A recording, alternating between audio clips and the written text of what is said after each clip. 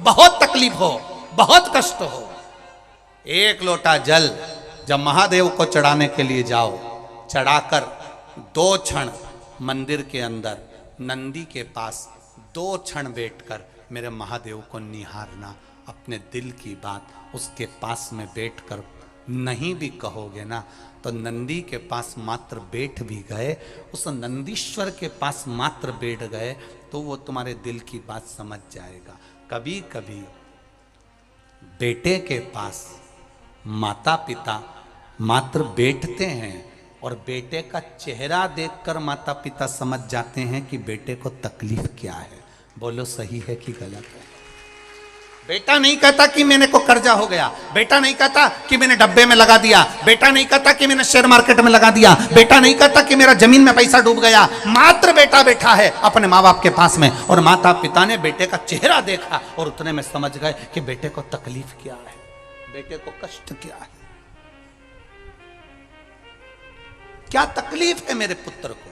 बेटा, कथा का स्मरण, एक लाइन का स्मरण, आ बैठ मेरे पास तुझे देखता रहूं, ना मैं कुछ कहूं ना, देखने में समझ आ जाएगा क्या है इसको, क्या बोल रहा है, क्या है।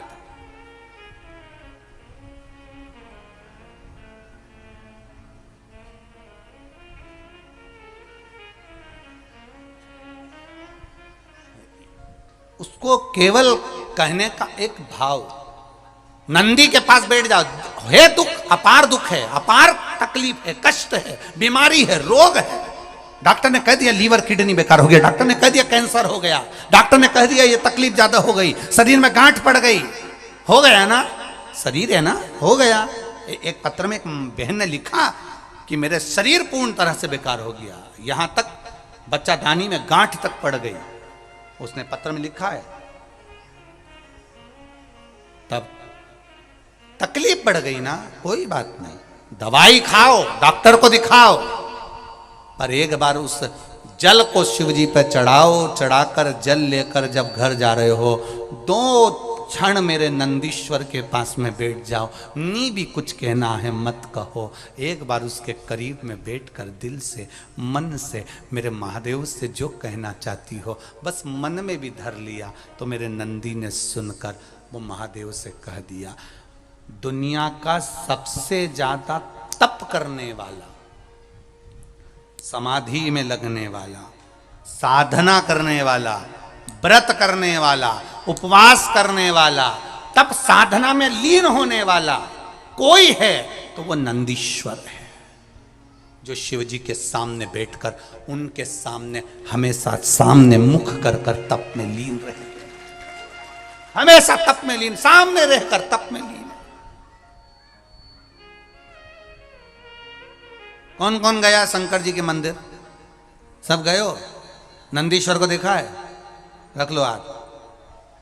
तुम गए तो कभी नंदी ने पलट के तुम्हें देखा है? अरे बोलो तो जम के, नहीं देखा।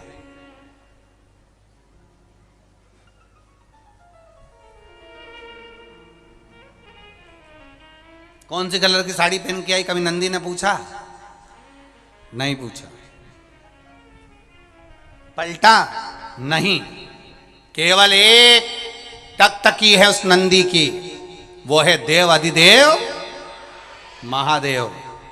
नंदी की कथा कहती है जब हम शिव महापुराण में जाएं, भगवान की कथा में जाएं, मंदिर में जाएं, नंदी हमको सीख देता है कि तुम्हारा ध्यान दूसरी जगह नहीं जाना चाहिए, मैं शिव को देख रहा हूं, तुम भी शिव का दीदार कर जाइए।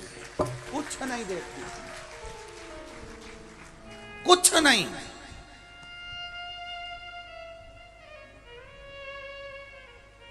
अपने प्रेम को दर्शाने का भाव प्रकट करिए। हम कई बार कहते हैं शिव महापुराण में जितने कार्यकर्ता कार्य करें, हम उनसे बार बार कहते हैं, हर जगह कथा में कहते हैं, और आगे भी जो कथाएं वो भी अच्छे से सुन लें। हम हर कथा में कहते हैं कि शिव पुराण में जितने कार्यकर्ता कार्य करते हैं, जितने लोग संभालते हैं, चाहे वो कार्यकर्ता हो, चाहे बाउंसर हो, चाहे काली शर्ट वाले हो, चाहे पीली शर्ट वाले हो, उन सब से एक निवेदन रहा है किसी से भी आप बोलो, मीठा बोलना, प्रेम से बोलना, आड़ा टेढ़ा मत बोलना।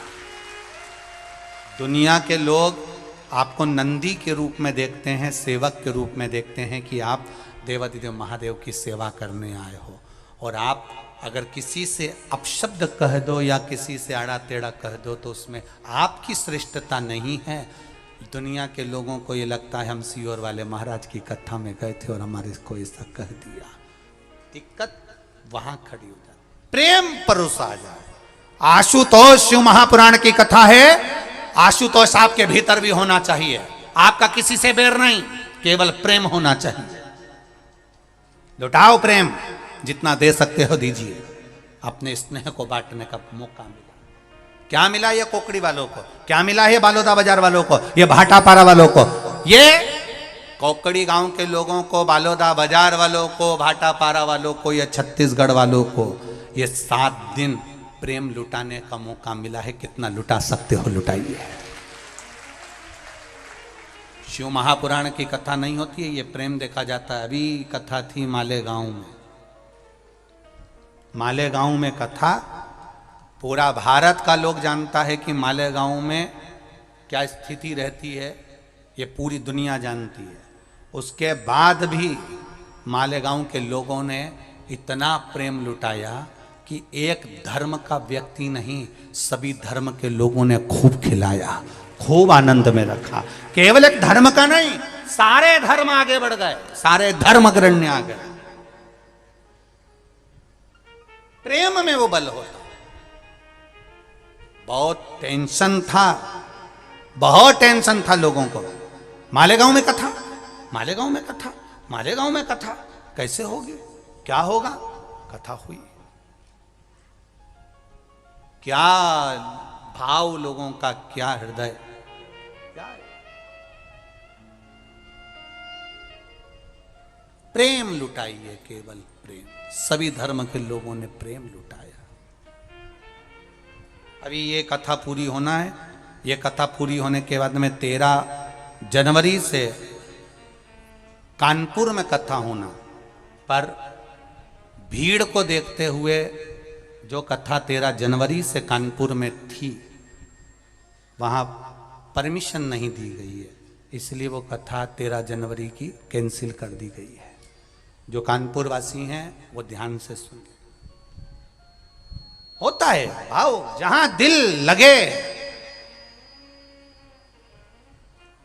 कई लोग कह रहे थे मालेगांव इतना ऐसा क्षेत्र जहां कथा, कितना प्रेम परोसा मालेगांव के लोग, लाखों लोग पहुंचे, पर सब धर्म का व्यक्ति वहां जुड़कर उसने सेवा का तल्लीनता प्राप्त करी। कोकड़ी वालों को मिला है मौका, कोकड़ी वालों को, छत्तीसगढ़ वालों को मौका मिला है। बार बार कथा का ये मौका नहीं मिलता अपने क्षेत्र में। अगर बालोदा बाजार में कथा हो रही है, आपके कोकड़ी में कथा, ये भगवान की कृपा से हो रही है, ये प्रभु की कृपा से हो रही है।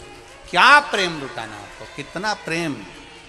हमारे सीहोर नगर में 16 फरवरी से 22 फरवरी तक रुद्राक्ष उत्सव हो रहा है। बाबा की ऐसी कृपा, पूरा सीहोर, एक एक समाज, एक एक धर्म का व्यक्ति लगा हुआ है। सारे, चाहे अग्रवाल समाज हो, महेश्वरी समाज हो, ब्राह्मण समाज हो, साहू समाज हो, राठौर समाज हो, भाऊसार समाज हो, स्वर्णकार समाज हो, दर्जी समाज हो, कुशवा समाज हो, कायस्थ समाज हो, जितनी समाजें होती है, सब समाज के लोगों ने अपनी अपनी धर्मशाला निशुल्क कर दी भक्तों को रुकाने के लिए। रुको, और सब जगह प्रसाद की व्यवस्था कर दी, सब जगह खाओ आओ।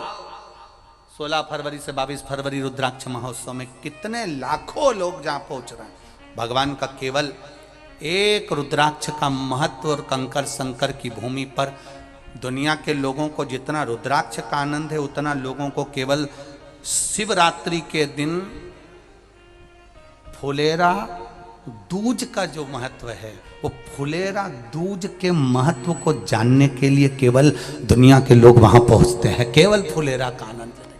कितना महत्व है रुद्राक्ष महोत्सव, उसको जानो।